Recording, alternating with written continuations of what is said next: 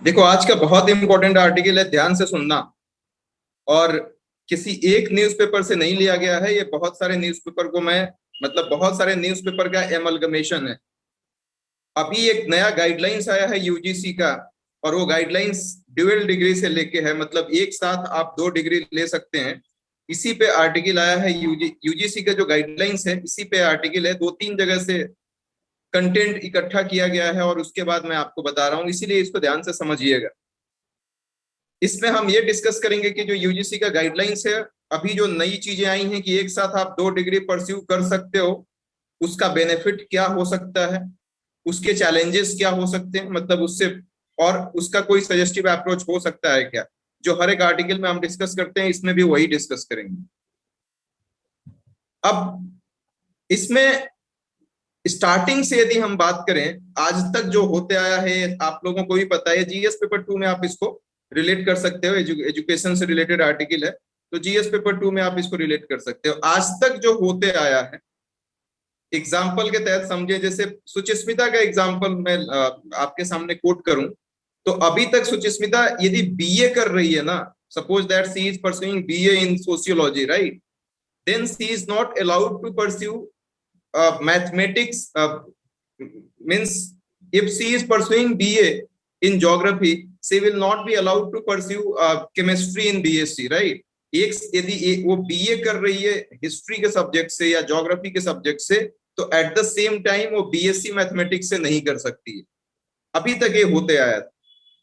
यदि कोई एमएससी बंदा एमएससी कर रहा है बायोलॉजी से, तो वो एमए, मतलब मान लीजिए एमएससी कर रहा है बायोलॉजी के सब्जेक्ट, बायोलॉजी का सब्जेक्ट लेके एमएससी कर रहा है, तो एट द सेम टाइम वो मास्टर इन आर्ट्स नहीं कर सकता है ज्योग्राफी से। एमए और एमएससी एक साथ नहीं कर सकता है, बीएससी और बीए एक साथ नहीं कर सकता है, आज तक जो होते आया है।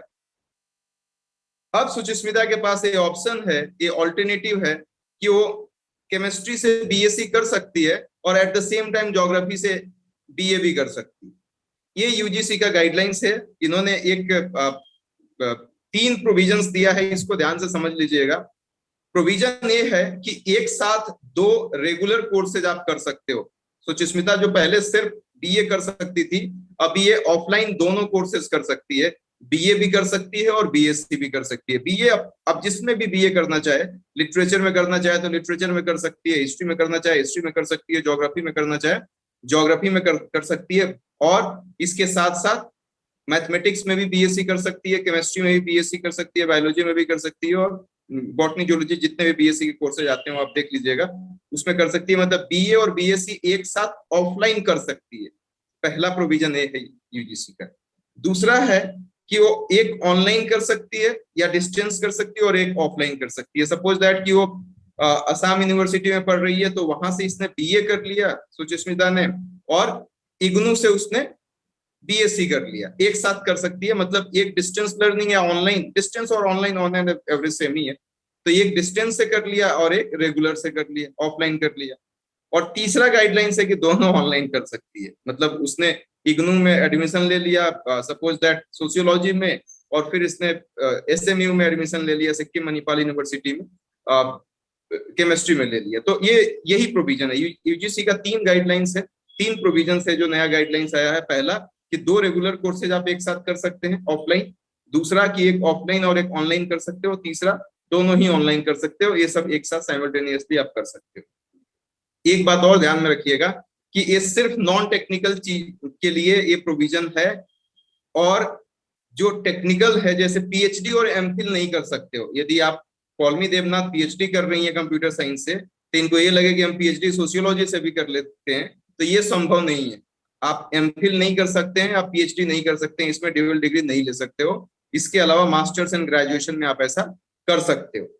और इसके साथ साथ एक और बात इन्होंने बोला है कि कोई भी यूनिवर्सिटी को आप बाध्य नहीं कर सकते हो, उसको मतलब फोर्स नहीं कर सकते हो कि तुम दोनों डिग्री चलाओ अपने, मतलब इस चीज को अडॉप्ट करो। यूनिवर्सिटी को इस बात के लिए प्रेशराइज नहीं किया जा सकता है। यूनिवर्सिटी की अपनी स्टैट्यूटरी बॉडी जो है, स्टैट्यूटरी बॉडी है, वो यदि इस बात को अलाउ करती है, then university takes the final call. Otherwise nobody can force any university to impose such kind of courses. University is completely autonomous body, independent agency. वो उसके अपने प्रोविजंस में आते हैं, अपने गाइडलाइंस में आते हैं यूनिवर्सिटी के, तो कर भी सकता है। यूनिवर्सिटी के गाइडलाइंस में नहीं आएगा तो नहीं भी कर सकता। ये तो बेसिक्स बात हो गई। अब हम बात करते हैं कि इसके फायदे क्या हैं और फिर इसके नुकसान भी हैं, वो भी हम बात करेंगे। इसके फायदे पहले आप समझ लीजिएगा। पहला कि ये कि देखो एक कॉम्पिटिटिव वर्ल्ड है ये पूरा, मतलब कट थ्रोट कंपटीशन है, आप समझिए। और कट थ्रोट कंपटीशन में एक नॉर्मल एग्जांपल देता हूं फिर समझना। जैसे मैं जब से यूपीएससी को पढ़ाने लगा ना, जब मैं दूसरे इंस्टीट्यूट में पढ़ाता था तो मुझे लिमिटेड सब्जेक्ट्स मिलते थे। ज्योग्राफी में पढ़ा सकता था, कभी कभी इकोनॉमिक्स भी दे देते थे, यही दो मिलता था, और सोशियोलॉजी का फैकल्टी था ऑप्शनल, तो वही पढ़ाता था, इससे ज्यादा नहीं मिलता था मुझे। तो उस समय मेरी भी नॉलेज ठीक थी, लिमिटेड थी। जब से मैंने अपना इंस्टीट्यूट स्टैब्लिश किया और उसके बाद मैं सारे सब्जेक्ट्स पढ़ाने लगा, तो मेरी थिंकिंग बहुत ब्रॉड हो गई, मेरा पर्सपेक्टिव काफी वाइडन हो गया। समझ रहे हैं ना? तो मतलब, और यूं कहें कि हमको बहुत सारे स्किल्स भी आ गए अलग अलग सब्जेक्ट्स पढ़ाते हुए।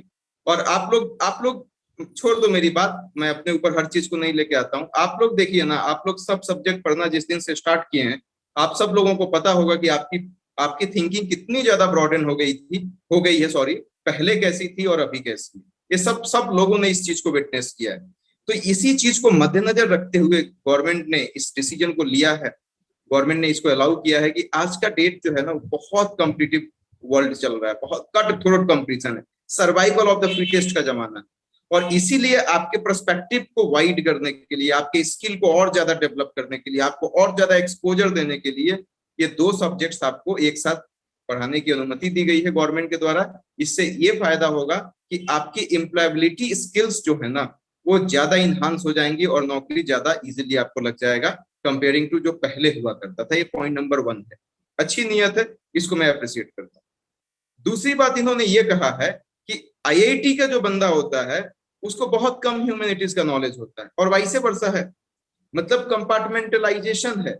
आप देखिए बीएचयू में मैं जाके आया, वहां पे मेडिकल वाला भी एक विंग है, एमबीबीएस जो नीट क्वालिफाई करते हैं, बहुत अच्छा रैंक आता है, एम्स के बाद उसी को ऑप्ट करते हैं बीएचयू को, जहां पे मेरा सेमिनार। वहां पे आईआईटी भी है, बहुत पहले से आईआईटी चल रहा है, तो आईआईटी भी है। वहां पे कोई ऐसा सब्जेक्ट नहीं है जिसका पढ़ाई नहीं होता है बीएचयू के अंदर। लेकिन एक बात मैं आपको बताता हूँ, रियल वहां से मैं विटनेस करके आया हूँ, और ये है कि एमबीबीएस वाले आईआईटी वाले से बात नहीं करते हैं, आईआईटी वाले आर्ट्स वाले से बात नहीं करते हैं, आर्ट्स वाले आईआईटी और एमबीबीएस वाले से बात नहीं करते। और आज नहीं, मैं बहुत पहले, आज से 15 साल पहले मैं खुद आईआईटी का एग्जाम देने गया था, तो उस समय भी यही शिकायत कर रहे थे मेरे सीनियर वहां पे जो पढ़ते थे, एमए कर रहे थे, कि आईआईटी वाले अपने आप को बहुत ज्यादा ओवर स्मार्ट समझते हैं, हम लोगों से बात नहीं करते। Now you can understand the gravity of situation, कि आईआईटी वाले को ये लगता है कि वो सबसे बड़ा, मतलब आईआईटी है भाई, बीए वाले को क्या पूछेगा। और बीए वाले को लगता है कि भाई हम आर्ट्स पढ़ते हैं, हमको साइंस से क्या मतलब है। तो अभी तक क्या हो रहा था कि जो जो आईआईटी वाले हैं, उनको बहुत ज्यादा ह्यूमैनिटीज के सब्जेक्ट से मतलब नहीं होता था। भाई हिस्ट्री ज्योग्राफी पढ़ के क्या करेंगे भाई, उनको तो अमेरिका जाना है, जापान चले जाना है। और जो बेचारे हिस्ट्री और ये ज्योग्राफी वाले थे, उनको लगता था कि हम कैलकुलस पढ़ के क्या करेंगे, हम कोऑर्डिनेट ज्योमेट्री पढ़ के क्या करेंगे, ट्रिग्नोमेट्री पढ़ के क्या करेंगे। तो ये आपस में ना कंपार्टमेंटलाइजेशन था, सिलोज में काम कर रहे थे। तो इनको मतलब, अब जैसे मैंने इंजीनियरिंग करी है और मैं इसके बाद अभी हिस्ट्री की किताब लिखा और अभी ज्योग्राफी पढ़ाता हूँ आप लोगों को, तो मुझे पता है कि दोनों दोनों चीजों की अपनी ब्यूटी है। और सिर्फ एक चीज को सीख के हम अच्छा, मतलब अब बहुत ज्यादा नॉलेजेबल नहीं हो सकते। यदि हमने मैथमेटिक्स पढ़ा है, हमने पीरियोडिक टेबल पढ़ा है, हमने कैलकुलस पढ़ा है, हमने कोऑर्डिनेट ज्योमेट्री पढ़ा है, हमने अलजेब्रा पढ़ा है, तो उसका यूज तो है लाइफ में। मॉडर्न फिजिक्स का यूज है, केमिस्ट्री का यूज है, बायोलॉजी का भी यूज है। But at the same time history भी जानना जरूरी है। यदि आप हिस्ट्री से कुछ सीखते नहीं है तो आप खुद हिस्ट्री हो जाएंगे। एक 10वीं मूवी आ रही है, देख लीजिएगा आप लोग, इसमें इसी स्टेटमेंट को बार बार अभिषेक बच्चन कहता है कि यदि इतिहास से आप कुछ सीखेंगे नहीं ना, तो आपको इतिहास बनते हुए देर नहीं लगेगी। तो वही कहानी है कि दोनों चीजें जानना बहुत जरूरी है। मैं इसको प्रैक्टिकली फील किया हूँ, वही आपको बता रहा हूँ, और इसमें भी वही राइटर ने बोला। तीसरा इन्होंने बेनिफिट ये बोला है कि नेशनल एजुकेशन पॉलिसी इस बात की ताकीद करता है कि हमारा जो अप्रोच होना चाहिए एजुकेशन का, वो मल्टी डिसिप्लिनरी होनी चाहिए या इंटर डिसिप्लिनरी होनी चाहिए। तो मल्टी डिसिप्लिनरी और इंटर डिसिप्लिनरी का मतलब क्या हुआ कि आपका नॉलेज खूब ज्यादा हो, अलग अलग सब्जेक्ट के बारे में नॉलेज हो। इससे क्या होगा कि जब कभी भी आप जॉब करेंगे तो बहुत अच्छी जॉब लग सकती है, या कभी आप बिजनेस करेंगे तो बहुत अच्छे बिजनेस कर सकते हैं। आज के डेट में हमें सारे सब्जेक्ट्स का नॉलेज नहीं होता, तो हो सकता है कि हमको दूसरे जगह से फैकल्टी हायर करनी पड़ती, और हो सकता है मैनेजमेंट हम ठीक से नहीं कर पाते, तो कहीं ना कहीं इश्यूज आ सकते थे। तो मल्टी डिसिप्लिनरी और इंटर डिसिप्लिनरी अप्रोच यदि नेशनल एजुकेशन पॉलिसी ने अपनाने की बात कही है, तो कहीं ना कहीं इसी बात को डायरेक्टली और इनडायरेक्टली उसने कम्युनिकेट करने की कोशिश करी थी 2020। अभी इन्होंने एक्सेप्ट किया है, अच्छी बात है, दे रहा है, दुरुस्त है। अब इन्होंने ये बोला है कि फिजिकल मोड थोड़ा सा रिस्की है, कि मान लीजिए कि सुचिस्मिता का एग्जांपल लिया मैं, कि वो हिस्ट्री भी पढ़ रही है और केमिस्ट्री भी पढ़ रही है, तो भाई क्लास कहाँ से करेगी वो? Attendance is a very compulsory kind of thing, कि आप या तो केमिस्ट्री कर लीजिए या हिस्ट्री कर लीजिए। एक दिन में 2 क्लासेस कैसे करेगी यदि ऑफलाइन क्लास कर रही है, रेगुलर क्लास कर रही है? तो इस पर राइटर बोलते हैं कि इवनिंग क्लासेस का एक प्रोविजन है, दिल्ली में तो चलता है, पता नहीं आप लोगों के यहाँ चलता है कि नहीं, कि इवनिंग आप दोपहर में कर लीजिए और फिर इवनिंग क्लासेस में उसका सब्जेक्ट कर लीजिए। इसके साथ साथ राइटर ये भी बताते हैं कि इतनी टेक्नोलॉजिकल एडवांसमेंट है, क्यों नहीं हो सकता है? बिल्कुल हो सकता है। टेक्नोलॉजिकल एडवांसमेंट है, उसका फायदा उठाइए, दोनों चीजें एक साथ कर सकते हैं। ये भी तो एक टेक्नोलॉजी है ना, मैं बैठा यहाँ पे हूँ और आप लोग पता नहीं इंडिया के कौन कौन से कोने में बैठे हुए हैं और सारे लोग सुन रहे हैं। तो इस टेक्नोलॉजिकल एडवांसमेंट के द्वारा हम 2 चीज क्यों नहीं कर सकते हैं? बिल्कुल कर सकते हैं। आप ही सोचिए ना, आप लोग सुबह में कोई और सब्जेक्ट पढ़ते हैं, शाम को कोई और सब्जेक्ट पढ़ते हैं, ऑप्शनल स्टार्ट कर दिया तो कुछ और पढ़ेंगे, 3-3 सब्जेक्ट पढ़ेंगे आप लोग एक एक दिन। तो उसी तरीके से ये दोनों हो सकता है। अब इसके लॉस क्या हैं? जितना जबरदस्त इसके फायदे हैं, इसके नुकसान भी उतने ही जबरदस्त हैं, इसको सुन लीजिएगा ध्यान से। पहला कि हमारी हमारी कंट्री में, हमारी यूनिवर्सिटी में इंफ्रास्ट्रक्चर ही नहीं है नॉर्मल क्लासेस के लिए, तो आप एक डबल डबल डेकर का सरकार या डबल इंजन की सरकार कैसे, मतलब ऑन द लाइटर नोट, मतलब डबल चीज कैसे करेंगे आप? इंफ्रास्ट्रक्चर उतना नहीं है। यदि आप देखिए अभी उतने टीचर ही नहीं है कि जो नॉर्मल सब्जेक्ट आपको पढ़ाया जाए उसके उसकी फैकल्टी आपके पास हो। आप दोबारा यदि क्या बोलते हैं फिर इवनिंग क्लासेस सपोज दैट आप लगा देते हैं, तो फिर कहाँ से फैकल्टी लेके आएंगे? एक्स्ट्रा स्टाफ कहाँ से आएगा इवनिंग क्लासेस के लिए? एक्स्ट्रा इंफ्रास्ट्रक्चर कहाँ से आएगा? छोटी चीज नहीं है, बनने में बहुत टाइम लगेगा। तो ये एक सबसे बड़ा मतलब लॉस है, या सबसे बड़ा चैलेंजेस है। दूसरी बात ये कह रहा है राइटर कि देखो कुछ एक्सपर्ट्स ऐसा मानते हैं कि स्टूडेंट के पास डिग्री तो हो जाएगी, लेकिन एम्प्लॉयबिलिटी स्किल्स की बात करेंगे, नॉलेज की बात करेंगे तो नहीं होगा। और ये बहुत सिंपल सी बात है कि हमारा एजुकेशन सिस्टम इतने पुराने करिकुलम को लेके चल रहा है कि कहाँ से होगा? मतलब आप देखिए माइक्रो प्रोसेसर अभी भी इलेक्ट्रॉनिक्स एंड कम्युनिकेशन में पढ़ाया जाता है। जमाने बीत गए माइक्रो प्रोसेसर, आज के डेट में माइक्रो प्रोसेसर का यूज होता है? नहीं होता है, बहुत कम होता है। नई टेक्नोलॉजी एडवांसमेंट है, लेकिन वो सब नहीं पढ़ाते हैं, पुराने जमाने की चीजें वो पढ़ाए जा रहे हैं। उसी से बंदा बीटेक कर रहा है, कहता है इंजीनियरिंग कर लिया, नौकरी नहीं लगी। कहाँ से नौकरी लगेगी भाई? आप लोगों की जानकारी के लिए बताते हैं, हर जगह ओपनिंग है, हर जगह जो टैलेंटेड लोग हैं उनकी, मतलब हर जगह जो भी स्टार्टअप करता है या कोई कंपनी खोलता है उसको अच्छे लोगों की बहुत जरूरत है, बहुत ज्यादा आवश्यकता है, लेकिन कोई है ही नहीं अच्छा। जनसंख्या तो खूब ज्यादा है, quantity is quantity is there, but quality is absolutely absent. तो जब आपके अंदर क्वालिटी ही नहीं होगी तो कहाँ से जॉब लगेगी? तो वही सेम चीज है कि ये डिग्री तो हो जाएगा, लेकिन इससे एम्प्लॉयबिलिटी स्किल्स आएगी, आपका विजन ब्रॉडन होगा, ये बहुत बड़ा क्वेश्चन मार्क। तीसरा इन्होंने ये बोला है कि इससे एजुकेशन सिस्टम में एक कायोस, मतलब डिसऑर्डर क्रिएट हो जाएगा। कुछ यूनिवर्सिटी देंगी, कुछ यूनिवर्सिटी कहेगी हमारे यहाँ से दोनों डिग्री ले लो, कुछ यूनिवर्सिटी नहीं देंगी, तो ये यूनिफॉर्मिटी नहीं रहेगी। एक एक उनके बीच में उनके उनके बीच में एक डिसऑर्डर क्रिएट हो सकता है। लास्ट नुकसान ये कहते हैं राइटर कि जो अच्छे कॉलेजेस हैं ना वो और जल्दी फिल हो जाएंगे। जैसे मान लीजिए कि सुचिस्मिता का एग्जांपल मैं फिर से लेता हूँ, बहुत अच्छी लड़की है, पढ़ने में बहुत अच्छी है, या रिच बहुत है। तो यदि रिच बहुत है तो क्या करेगी, इनके पिताजी क्या करेंगे, इनको एमबीबीएस में भी एडमिशन दिलवा देंगे, और उसी कॉलेज में मान लीजिए हिस्ट्री भी है तो हिस्ट्री में भी दिलवा देंगे। इन्होंने एक स्टूडेंट का सीट खा लिया ना, और मान लीजिए एकेडमिकली ये बहुत अच्छी है पढ़ने में सुचिस्मिता, तो ये चली गई एक यूनिवर्सिटी में, तो वहां पे इसने हिस्ट्री में भी एडमिशन ले लिया और ज्योग्राफी में भी ले लिया। फिर क्या हुआ कि ये जो मेन चीज है वो कुछ चंद स्टूडेंट के हाथ में सिमट के रह जाएगा, उसी पे कब्जा हो जाएगा। एक सीट इन्होंने बर्बाद कर दिया एक रिजर्विंग कैंडिडेट का, कि जो बहुत रिच हैं वो 2-2 3-3 सब, जो जैसे जो प्राइवेट यूनिवर्सिटी है उसमें जो बहुत ज्यादा पैसे वाला है वो दोनों सीट ले लेगा भाई। 10 रुपए में बेचते हो तुम, 20 रुपए ले लो भाई, हम दे देते हैं। या मान लो एकेडमिकली कोई बहुत अच्छा है, ये दिल्ली यूनिवर्सिटी में आ जाती है जिसमें, या जेएनयू में चली जाती है, तो जेएनयू में चली जाएगी तो कहेगी हमारे ज्योग्राफी में भी एडमिशन कर दो और केमिस्ट्री में भी कर दो, दोनों एक साथ करेंगे। तो अब ज्योग्राफी वाला बच्चा तो गया ना काम से। या मान लो ये खाली केमिस्ट्री पढ़ती तो ज्योग्राफी वाला किसी और को मिलता है, या ये ज्योग्राफी केवल करती तो केमिस्ट्री वाला किसी और को मिलता है, दोनों को तो इसी ने ऑक्युपाई करती। तो इससे क्या हो गया कि मतलब कुछ स्टूडेंट्स ही सारी सीट्स ले लेंगे, लूट मची है इस तरीके से करने। तो ये सबसे मतलब ये चौथा आपका सबसे बड़ा ड्रॉबैक है। अब कंक्लूजन में राइटर ये बताते हैं कि देखो इंटेंशन तो अच्छा है, इंटेंशन नो डाउट गवर्नमेंट का बहुत अच्छा है, लेकिन इसको इम्प्लीमेंट करने में बहुत सारे लॉजिस्टिक्स, एडमिनिस्ट्रेटिव और एकेडमिक चैलेंजेस आएंगे।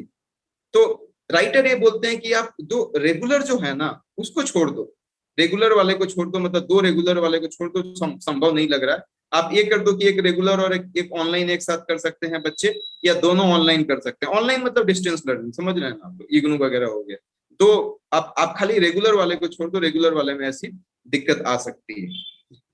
2004 की एक रिपोर्ट है, उसके बारे में भी हवाला देते हैं राइटर की। 2004 में एक रिपोर्ट आई थी जिसमें ये कहा गया था कि एक स्टूडेंट यदि मान लीजिए कि रुचिका नाथ है, उसने कंप्यूटर साइंस से ग्रेजुएशन कर लिया और फिर वो हिस्ट्री से ग्रेजुएशन करना चाहती है, तो उसको कुछ गैप दिया जाए। ये 2004 की रिपोर्ट कहती है कि एक बंदा जो ग्रेजुएशन कर लिया है वो फिर से ग्रेजुएशन करना चाहता है, कोई डिग्री लेना चाहता है, तो there should be a gap between both the courses, both the degrees. और इसके साथ साथ ये भी कहा गया है कि यदि एक डिग्री ले लिया है तो दूसरे डिग्री के लिए उसको टाइम थोड़ा कम कर दिया जाए। फॉर एग्जांपल जैसे मैंने कंप्यूटर साइंस से इंजीनियरिंग किया, मैं फिर से मैकेनिकल इंजीनियरिंग करना चाहता हूं, तो कंप्यूटर साइंस से इंजीनियरिंग की डिग्री जो है वो 4 साल में मिलती है। अब फिर मैं मैकेनिकल इंजीनियरिंग करना चाहता हूं तो मुझे 3 साल में वो डिग्री दे दिया जाए या 2 साल में दे दिया जाए। बात सही भी है, क्योंकि फर्स्ट ईयर में इंजीनियरिंग की बात मैं कर रहा हूँ, सारे ब्रांचेस के सब्जेक्ट सेम होते हैं फर्स्ट ईयर में। तो मान लीजिए मैंने कंप्यूटर साइंस से कर लिया है, तो मैं फिर से इलेक्ट्रॉनिक्स एंड कम्युनिकेशन से करना चाहूँ या मैकेनिकल इंजीनियरिंग करना चाहूँ, तो मुझे फिर से फर्स्ट ईयर पढ़ने की जरूरत नहीं है, आप डायरेक्टली सेकंड ईयर में एडमिशन ले लो या थर्ड ईयर में ले लो। तो ये 2 बातें कही गई है 2004 के रिपोर्ट में। पहला कि कुछ गैप होना चाहिए एक डिग्री के बाद दूसरा डिग्री लेने में, और दूसरी चीज कि यदि हम एक डिग्री ले लिए हैं और फिर से वही सेम डिग्री किसी दूसरे सब्जेक्ट में ले रहे हैं तो उस ड्यूरेशन को कम कर दिया जाए, 4 साल का है तो 2 साल या 3 साल कर दिया। लास्ट में राइटर ये बताते हैं कि देखो कहीं ना कहीं रेशनल और प्रैक्टिकल लेवल पे आके हमको सोचना पड़ेगा। सिर्फ किताबी बातें करने से सॉल्यूशन नहीं निकलेगा, रियल टाइम चैलेंजेस हैं, उसको समझने की जरूरत है, और उसको समझ के और फिर कुछ इस तरीके से उसको लगाने, इम्प्लीमेंट करने की जरूरत है, जिससे हम एक बहुत अच्छा एजुकेशन सिस्टम अपनी सोसाइटी को दे सकें। आर्टिकल यहीं पे खत्म होता है। Thank you so much.